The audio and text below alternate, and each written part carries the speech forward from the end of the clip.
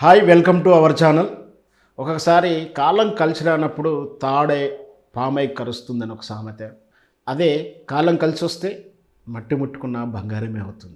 ఇది ఖచ్చితంగా ఈ రోజుల్లో సోషల్ ప్లాట్ఫామ్ మీద వైరల్ అవుతూ ఫేమస్ అవుతున్న వాళ్ళ దృష్టిలో ఈ సామెత నిజమవుతుంది. అంటే కాలం కలిసి రానప్పుడు ఒక్కసారిగా సెలబ్రిటీ హోదా కాస్త జీరో స్థాయిలకు పడిపోవడం.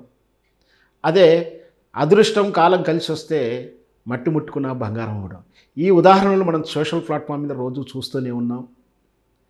సోషల్ ప్లాట్ఫామ్లో ఏ విధంగా అయితే పబ్లిసిటీ సోషల్ ప్లాట్ఫామ్లో వైరల్ అవడంతో ఫేమస్ అనే బరలెక్క, అదే సోషల్ ప్లాట్ఫామ్లో ఆమె వ్యక్తిగత జీవనం గురించి, వ్యక్తిగత జీవితంలో కొన్ని సంఘటనలను వెలుగులోకి రావడంతో ఆటోమేటిక్గా ఆమె మీద నెగటివ్ ట్రోలింగ్ జరిగింది. ఇది కూడా చూసాం. అలాగే ఇప్పుడు హైదరాబాదులో కుమారి ఆంటీ స్ట్రీట్ ఫుడ్ అనేది చాలా వైరల్ అవుతున్న విషయం మనందరికీ తెలుసు. ఆమె అనుకోకుండా వైరల్ అవ్వడం, ఆ వైరల్ కాస్త ఇంకాస్త పెరగడంతో ఏకంగా ఆ ప్రాంతంలో ట్రాఫిక్ జామ్ అవ్వడం, ట్రాఫిక్ పోలీసులు నిలిపివేయడం. దీంతో రేవంత్ రెడ్డి గారు, మరి అది తెర వెనక చంద్రబాబు నాయుడు గారి ఆశీస్సులు ఉన్నాయంటున్నారు. అది ఎంతవరకు నిజం తెలియదు. కానీ రేవంత్ రెడ్డి గారు మాత్రం వెంటనే రేవంత్ రెడ్డి కుమారి ఆంటీకి హోటల్ తెరుచుకునేందుకు ఇన్ఫ్లుయెన్స్ చేస్తూ అతను ఆదేశాలు ఇచ్చడం, ఆ తర్వాత వైరల్ అవడం. దీంతోపాటు తెల్లారి డామిట్ కథ కాస్త అడ్డం తిరిగింది. నిరుద్యోగులు ఏకంగా కుమారి ఆంటీ దగ్గరికి వెళ్ళి వినతి పత్రాలు ఇస్తూ, రేవంత్ రెడ్డి మీ దగ్గరకు వచ్చినప్పుడు మా జీవోలు రద్దు గురించి అడగండి, మా ఉద్యోగాల గురించి అడగండి అంటూ ఆమెని మీద ఒత్తిడి చేసిన విధానాన్ని కూడా చూసాం.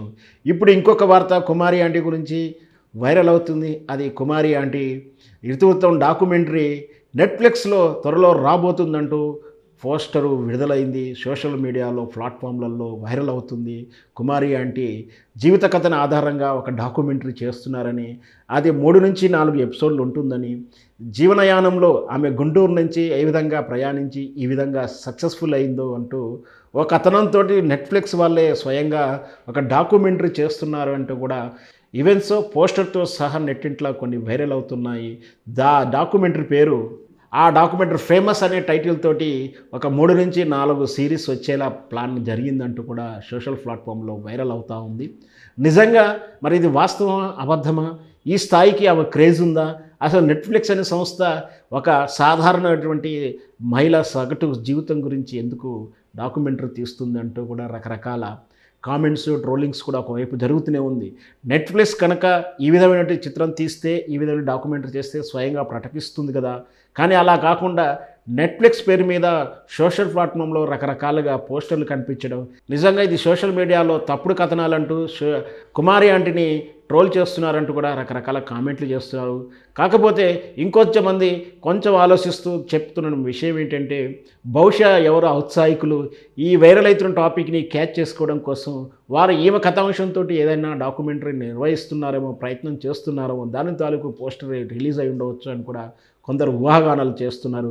ఏదైనా సరే వైరల్ అవుతున్న విషయాన్ని కానీ, మార్కెట్లో ట్రెండింగ్ ఉన్న టాపిక్ను కానీ సేల్ అవుట్ చేసుకోవడం అనేది అందరూ చేసేటువంటి పని. కాబట్టి ఖచ్చితంగా డాక్యుమెంటరీ ఇప్పుడు కుమారి అంటే టాపిక్స్ బాగా వైరల్ అవుతున్న దృష్ట్యా బహుశా మార్కెటింగ్ స్ట్రాటజీ కావచ్చు, ఓపెనింగ్స్ ఉంటాయి డాక్యుమెంటరీకి అని చెప్పేసి అనుకోవచ్చు. నెట్ఫ్లిక్స్ కానీ ఇతర ఓటీటీ ప్లాట్ఫామ్స్ ఏదైనా సరే వీటిని ఏదైనా ఔత్సాహిక నిర్మాణ సంస్థ బహుశా తీసే ప్రయత్నం చేస్తుండవచ్చు.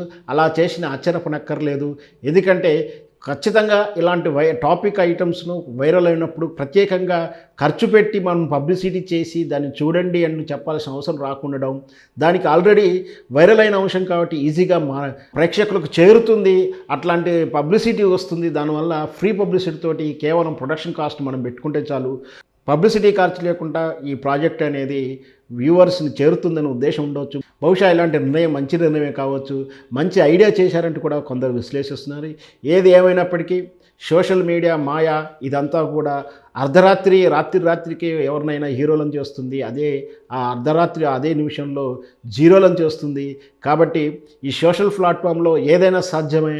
ఎక్కడి కుమారి ఆంటీ, ఎక్కడి బేబీ ఆంటీ, ఎక్కడ పాటలు పాడేటమో, ఎక్కడ మండన్ మన గతంలో చూసాం బొంబాయిలో ఆమె భిక్షగత కూడా ఫేమస్ అయ్యి సెలబ్రిటీ స్థాయికి వచ్చింది.